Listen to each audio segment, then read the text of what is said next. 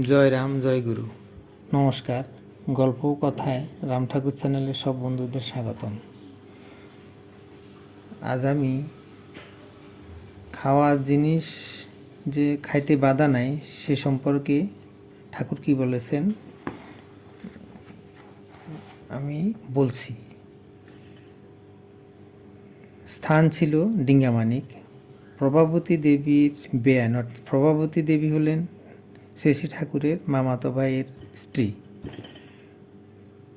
প্রভাবতী দেবীর বেয়ান শ্রী ভবানী চক্রবর্তীর মা একদিন রান্না বসিয়েছেন।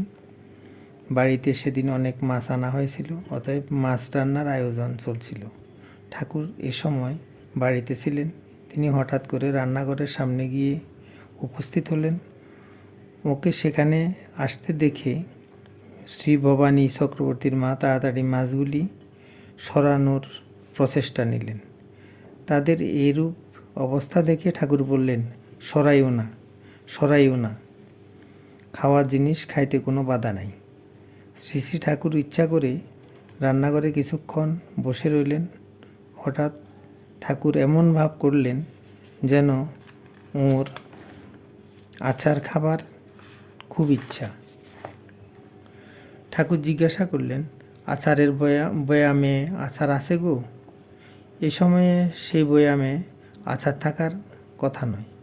বাড়ির সকলেই জানে ওই বয়ামে কোনো আচার নেই। ডিঙ্গামানিক তখনও এমন গ্রাম দেশ যে হঠাৎ করে সব কিছু পাওয়া যেত না।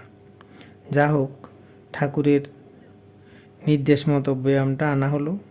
বয়ামটা আনার পরে দেখা গেল তাতে খুব সামান্য আচার আছে।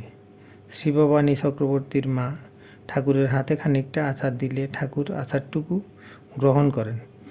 এইভাবে ঠাকুর আস্তে আস্তে সবটুকু আচার গ্রহণ করেছিলেন। শ্রী ঠাকুর আমাদের সংস্কারমুক্ত হবার শিক্ষা দিয়ে গেলেন।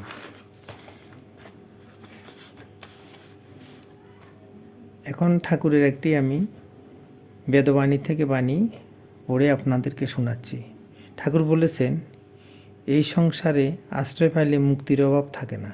যথাসাধ্য কর্মে সাধ্য সাধন করিয়াই গুরু কৃপার দীপন হইয়া থাকে।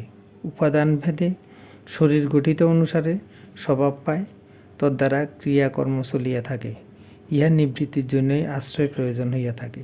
স্বভাব অনুসারে গুরুপদিষ্ট কার্য যথাসাধ্য করিবেন। বেদবাণী 1:36। আজ এই পর্যন্তই। আগামী দিন আবার শ্রী ঠাকুর সম্পর্কে গল্প বাণী নিয়ে আপনাদের সাথে থাকব। বন্ধুরা, চ্যানেলটি যদি আপনাদের ভালো লেগে থাকে তাহলে বেশি বেশি করে সাবস্ক্রাইব করবেন, লাইক শেয়ার কমেন্ট করবেন। ধন্যবাদ। ভালো থাকবেন। জয় গোবিন্দ। গুরু কৃপাই কেবলম।